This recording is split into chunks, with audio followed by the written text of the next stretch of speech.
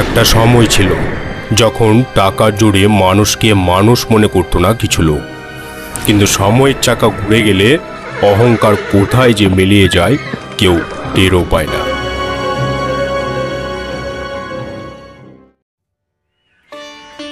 গল্পটা শুরু হয় মোহাম্মদপুরের ছোট্ট একটা গ্রাম থেকে।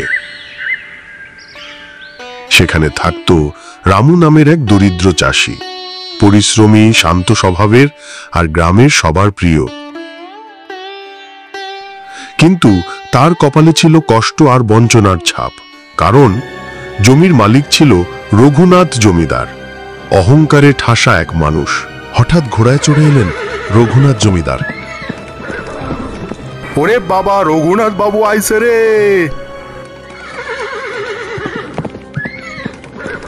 জমির চারিদিকে এই খবর ছড়িয়ে পড়তে সকলেই আতঙ্কিত, কেননা চেহারায় দম্ভ, কথায় বিষ।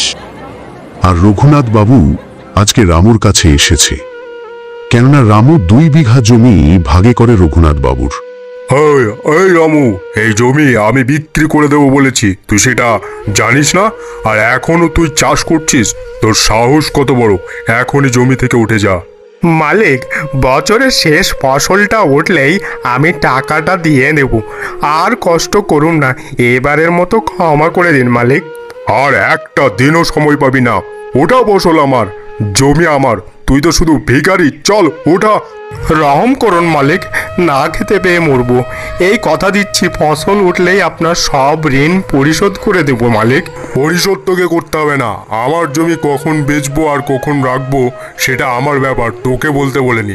হ্যাঁ, তোদের মতো ভিখারিরা এরকমই বলে। তুই আমার জমি থেকে উঠবে নাকি লাঠিয়াল দিয়ে গলার ধাক্কা দিয়ে বার করে দেব? না মালিক, তার আর দরকার হবে না। আমি চলে যাচ্ছি মালিক, চলে যাচ্ছি। রামুর কোনো হাত না থাকায় সেখান থেকে চলে যায়।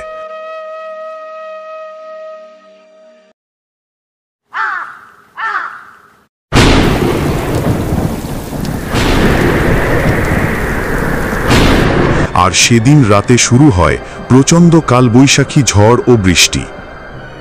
পুরো ক্ষেত ডুবে যায় পানিতে। রামুর একমাত্র ভরসা ছিল সেই ফসল। মাথায় হাত পড়ে তার। হায় হায় মালতী, হায়, সব কিছু শেষ গো মালতী। এবার মনে হয় আমাদের ভিটে মাটিও সারতে হবে গো মালতী। জমিদার ঘর থেকে রামুকে তাড়িয়ে দেয়। অসহায় রামু জমিদারের পায়ে পড়ে, কিন্তু রঘুনাথ এক বিন্দু দয়া করল না। একরাশ লাঞ্ছনা আর অপমান নিয়ে রামু গ্রাম ছেড়ে চলে গেল।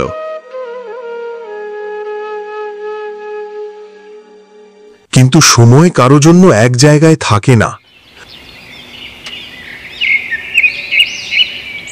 বছর না ঘুরতেই রঘুনাথ জমিদারের জমি জমা নষ্ট হতে শুরু করল। ধানে পোকা ধরল, লোক কাজ করতে রাজি হল না, এবং একদিন ব্যাংক নিলামে উঠিয়ে দিল সব জমি।